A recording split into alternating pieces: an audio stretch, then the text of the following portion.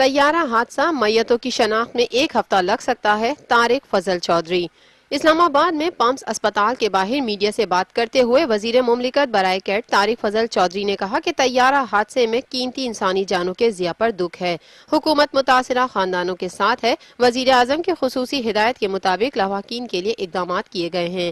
اس سلسلے میں پمپس اسپتال میں معلومات کے لیے خصوصی مرکز قائم کر دیا گیا ہے۔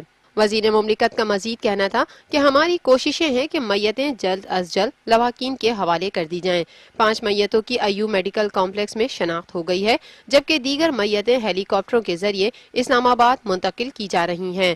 میتوں کو پہلے پمپس لایا جائے گا، جہاں سے انہیں وفاقی دارالحکومت کے 4 اسپتالوں کے سرد خانوں میں منتقل کیا جائے گا۔ لواحقین ڈی این اے کے لیے پمپس اسپتال تشریف لائیں، جہاں لواحقین کے ڈی این اے سیمپلنگ کی جائے گی، جس کی رپورٹ آنے میں 6 سے 7 دن لگ سکتے ہیں۔